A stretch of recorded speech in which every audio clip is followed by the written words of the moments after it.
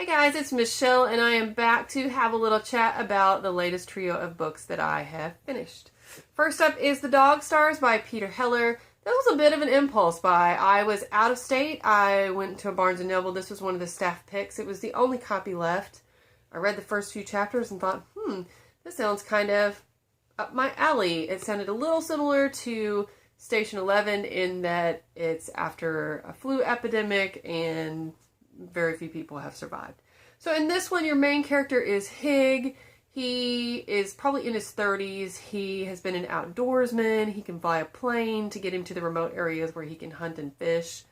But everyone that Hig knows was affected and killed by the flu epidemic. So he, at the end, when he saw society crumbling, he holed up in this little kind of country airport. And not too long of a time goes by, and he's joined by a man named Bangley who drives up with a truck and a bunch of weapons. And so they realize that although they don't have a whole lot in common, their chances of survival are greater together than separately. And so they do a great job. They have a great setup with their little airport base. Hig can kind of scout the perimeter in his airplane to see if there are any dangers incoming. And if there are, if anything gets close inside, Bangley can use his kind of military and weapons expertise to guide Hig through whatever situation may arise. They've been doing this for about 9 years, and they're surviving fairly well, but it's a very bleak existence. Like I said, Hig can't hunt and fish, kind of his favorite species of animals, and everyone he knows is dead. He survives with Bangley, but they don't really know each other, don't really know much about each other, even after 9 years. He's not really a friend. One day, Hig is out flying the perimeter, and he decides to fly a little farther, which is something he does from time to time. And just for, like, nostalgia's sake, he radios into an airport he's flying over, just to kind of keep in mind that there once was a civilization. Well, someone actually radios back from quite a distance, and he can't make out everything they're saying, but he thinks that it came from Grand Junction, Colorado. Unfortunately, he can't fly there on a single tank of gas to figure out what's going on, so he just kind of squirrels up back in his brain. But it really bothers him for the next few years that maybe there is something else out there. Maybe there's more than just surviving. So the story continues from there. I absolutely loved it.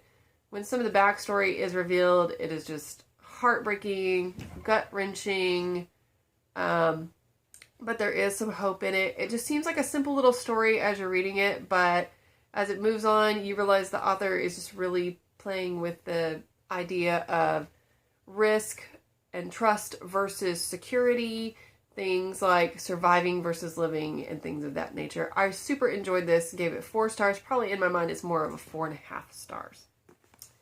All right, next up I read Popular, a memoir, Vintage Wisdom for a Modern Geek. Now, this was part of my Read Harder challenge, and it was to satisfy the category of read a book by an author under the age of 25. She was 13 when she wrote this and did this experiment. I think she was around 16 when the book was published. Basically, in her 8th grade year, she decides to implement tidbits of wisdom from a 1950s guide for girls written by a fashion model at the time to try to make herself more popular. Some things go splendidly. Other things fail pretty laughably. So it's interesting that she is brave enough to share this story with the world. I did have a few issues with it in that she's just so young that sometimes the topics seemed a little bit ADD, and sometimes it felt like the story was kind of enhanced to make it more interesting and maybe wasn't quite completely nonfiction. I don't know, maybe not.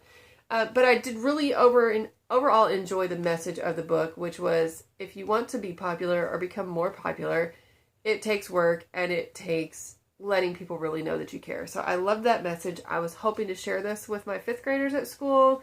However, due to some of the language in here and some of the situations that not Maya, but some other students are in, I don't feel that it's appropriate, so I won't be. I ended up giving this 3 stars on Goodreads.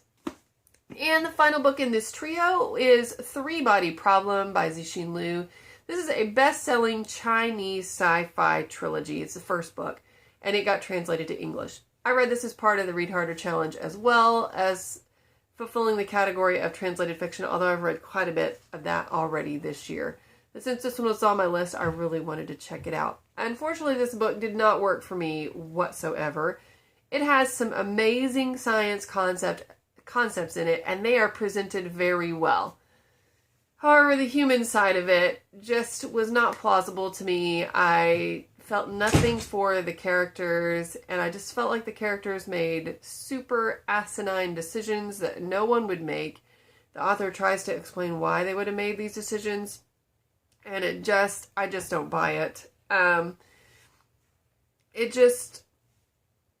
those were big things that needed to happen in order for the story to unfold the way that it did, and I just was not impressed.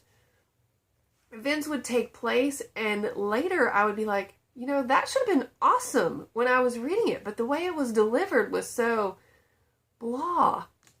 It just really bothered me. I ended up giving this 2 stars, and unfortunately will not be continuing with the series. However, I will keep reading translated fiction. Alright, so 4 stars, 3 stars, and 2 stars. Not my best trio ever. Thank you so much for watching, and happy reading.